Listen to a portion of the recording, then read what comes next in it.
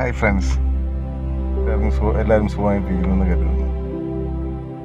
ഇന്ന് ഞാൻ വളരെ പ്രധാനപ്പെട്ടൊരു സബ്ജക്റ്റുമായിട്ടാണ് നിങ്ങളുടെ മുന്നിൽ എത്തിയിരിക്കുന്നത്. ഇത് വളരെ നാളുകൾക്ക് മുന്നേ ഞാൻ കൂലങ്കുഷമായി ആലോചിച്ചു എടുത്തൊരു തീരുമാനമാണ്. പക്ഷേ എന്ത് പറയാനാ സുഹൃത്തുക്കളെ, എനിക്ക് പറ്റുന്നില്ല.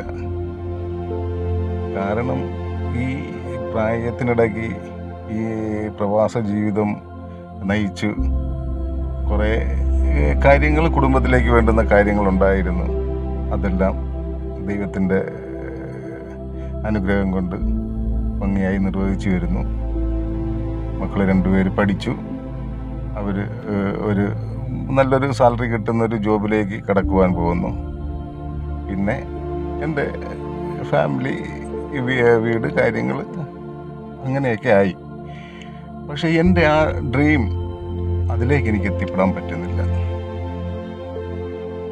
ഓക്കെ, ഞാൻ കൂലംകുഷമായിട്ട് ആലോചിച്ചെങ്കിലും നിങ്ങൾ വളരെ ഈസി ആയിട്ട് ഒന്ന് ആലോചിച്ചാൽ മാത്രം മതി, ഇത് നമുക്ക് സക്സസ് ആക്കുവാൻ സാധിക്കും. ഈ കണ്ടുവരുന്ന ഈ കുറച്ച് ദിവസങ്ങളായിട്ട് നമ്മൾ കണ്ടുവരുന്ന ആ ഒരു സിറ്റുവേഷൻ, ഈ വേൾഡിൽ മൊത്തത്തിൽ നടക്കുന്നൊരു സിറ്റുവേഷനും അതിനെ പ്രതി ഉണ്ടാകാൻ പോകുന്ന പ്രതിസന്ധികളും എല്ലാം മനസ്സിലാക്കിയും അല്ലാതെ തന്നെയും എൻ്റെ മനസ്സിലൊരു ഡ്രീം എന്തെന്ന് വെച്ചാൽ, എന്ത് തന്നെ നമുക്ക് ഒരു വരുമാനം ഏൺ ചെയ്യാൻ പറ്റുമോ, അത് ആ ഏൺ ചെയ്യുന്ന പൈസ, പണം, അത് അതിൻ്റെ അർഹതപ്പെട്ടവരുടെ കൈകളിലേക്ക് എത്തിക്കുക എന്നുള്ളത്.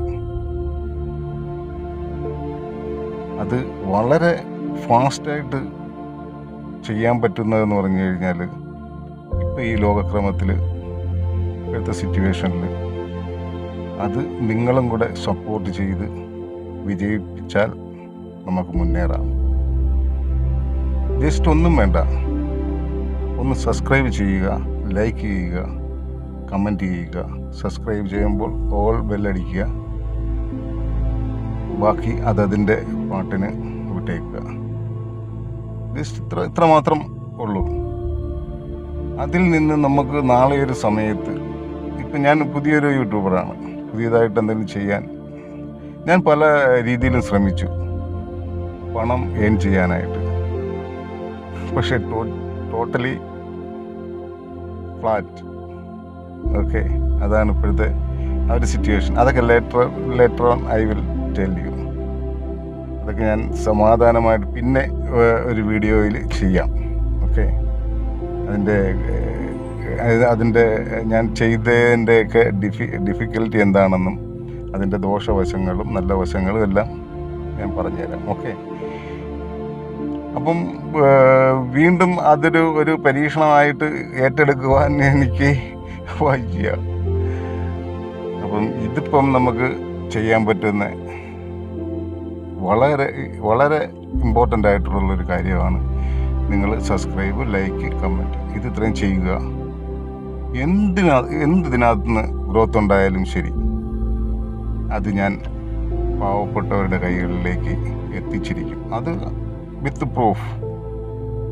പ്രൂഫോടുകൂടി ഞാൻ എത്തിച്ചിരിക്കും.